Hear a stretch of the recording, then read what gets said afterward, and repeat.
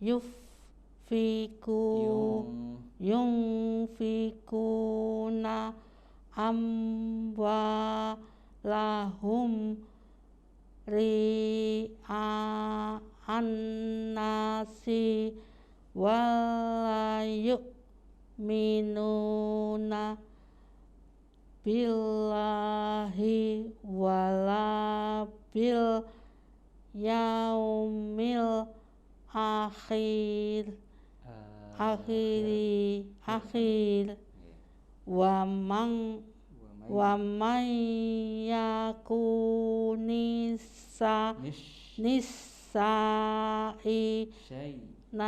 nisai tonu lahu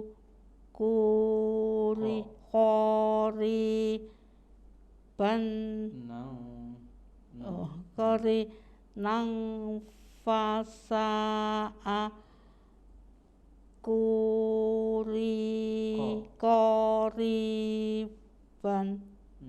korinan wama kalau berhenti jadi korina wama za'a laihim lau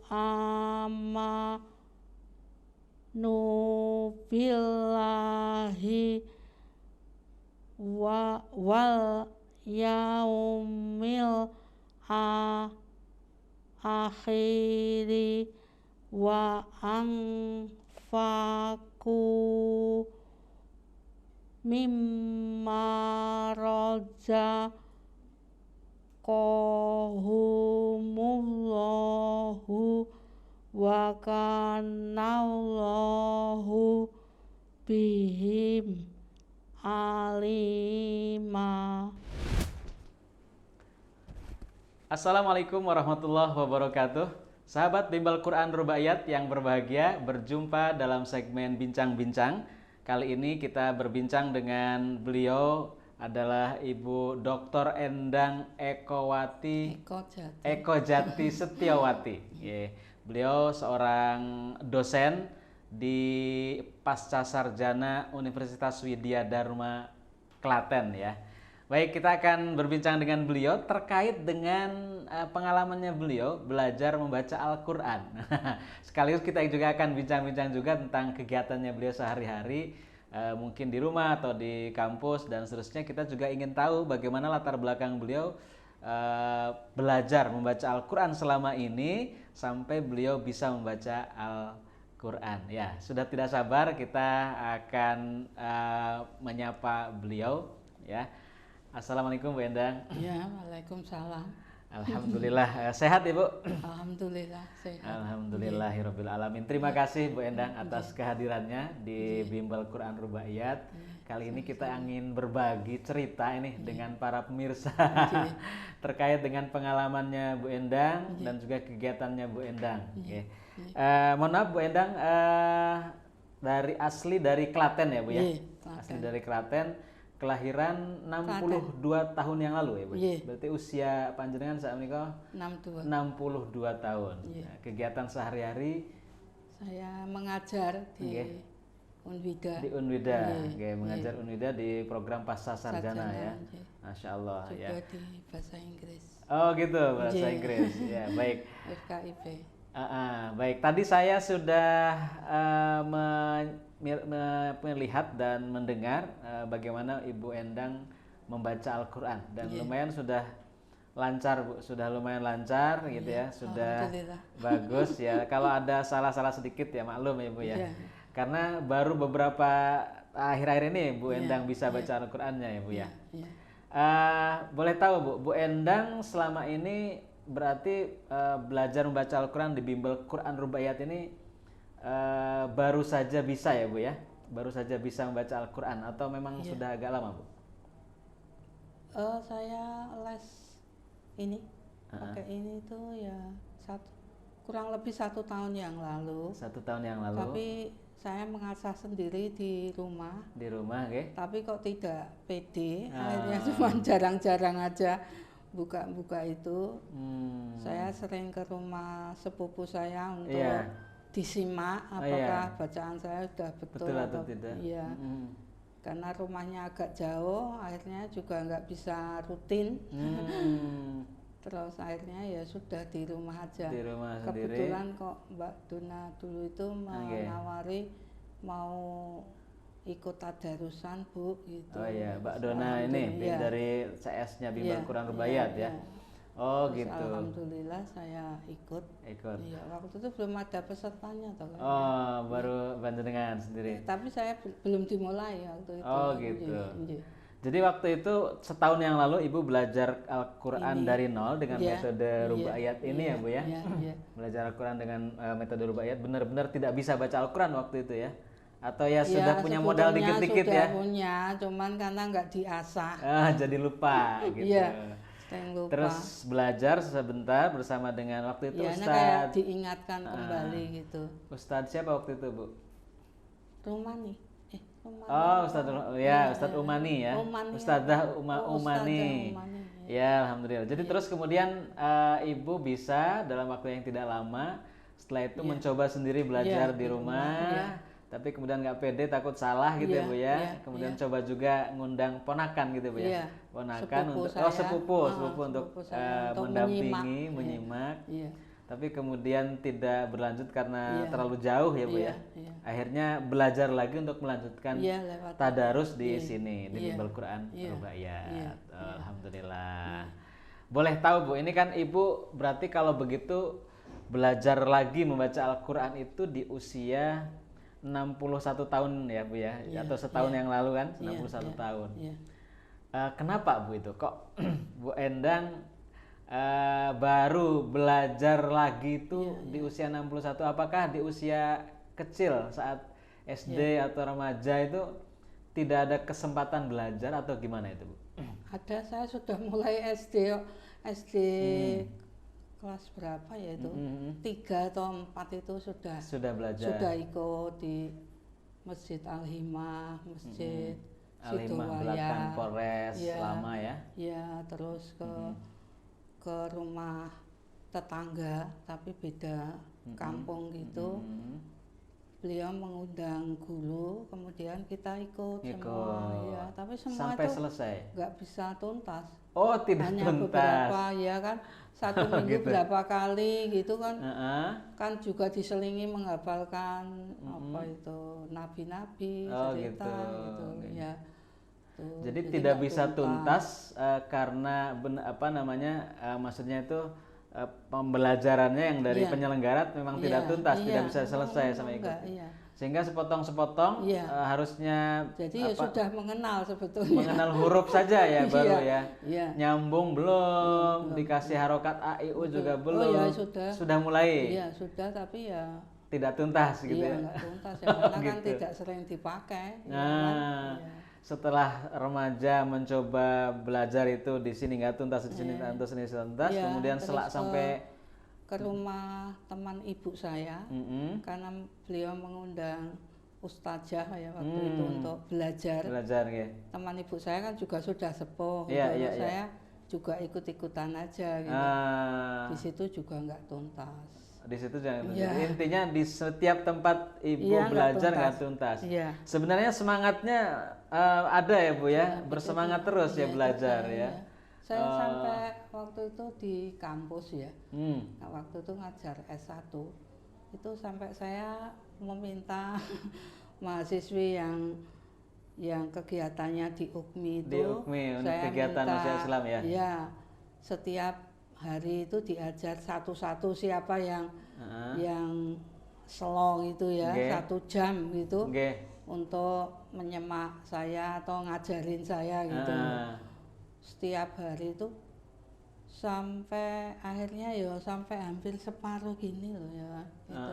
Dia disimak sama mahasiswinya Ibu. Itu ya. Itu ya nggak sampai katam ya. Belum dapat hidayah. Jadi semuanya nggak tuntas ya Bu ya. Baik, dan alhamdulillah terus Ibu belajar di sini setahun yang lalu.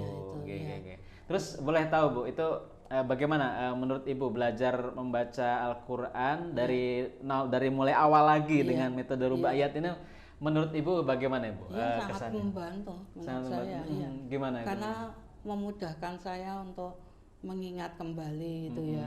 Maksudnya memunculkan memori-memori lama lagi, mengingat-ingat lagi. Walaupun ya karena usia yang sudah tua itu sering lupa ya. Iya.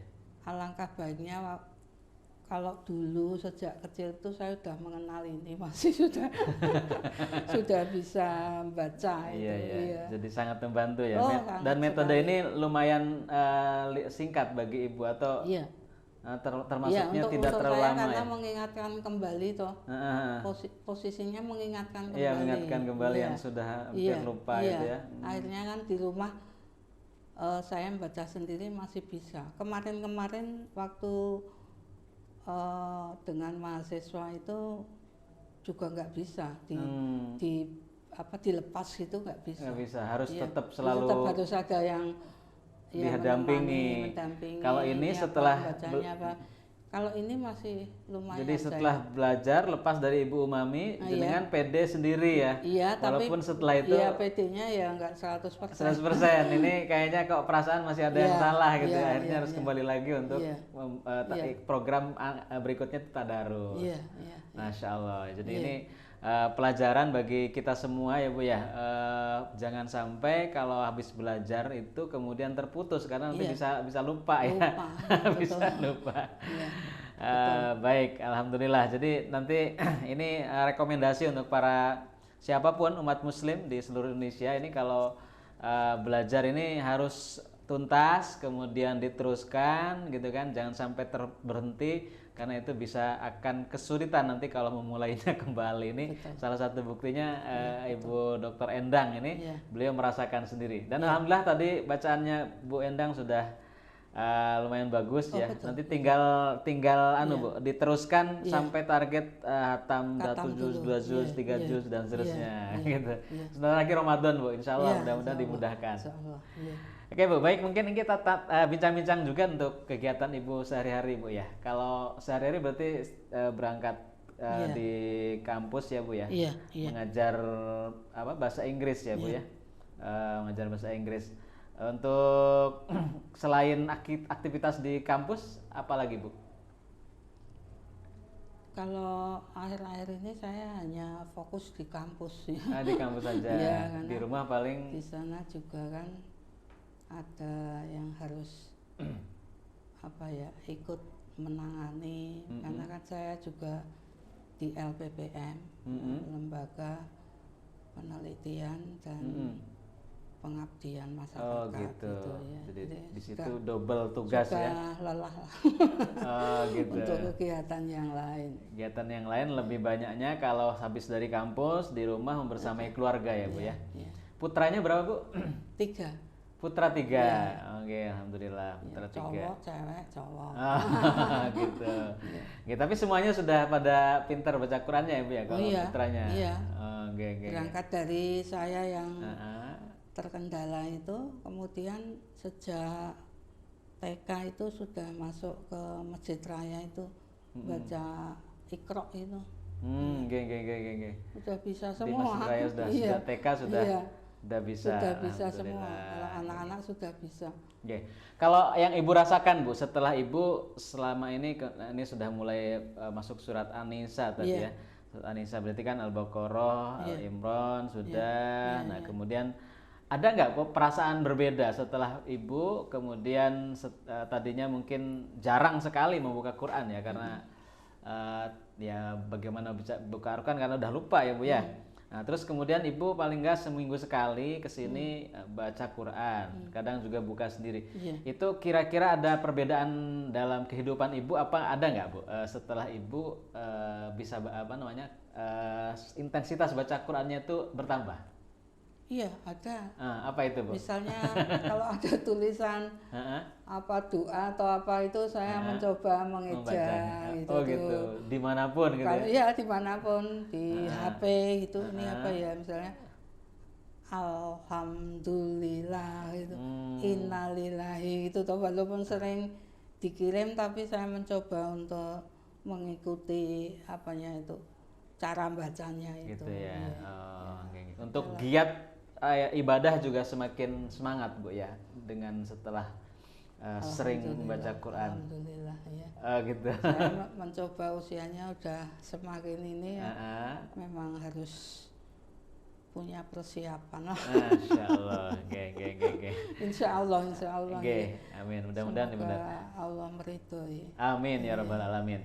Bu Endang, mungkin ini untuk yang di penghujung obrolan kita nih Bu, mungkin Bu Endang bisa ngasih motivasi gak kepada para pemirsa, pesan-pesan positif untuk para pemirsa, mungkin tentang Al-Quran atau tentang kehidupan, tentang apa, mungkin silakan Bu. Apa ya? Urusannya dalam belajar Al-Quran aja ya. Iya, ya, boleh. Mulailah segera aja gitu. Menurut saya. Jangan ditunda-tunda. Dan harus dituntaskan dan serius, nanti enggak kayak saya ini. Jangan seperti saya. Jadi harus tuntas, harus dikejar terus. Masalahnya kalau dulu saya bukan pengen menyalahkan ya, fasilitas tidak seperti sekarang ini. Sekarang ini metodenya banyak sekali, ya.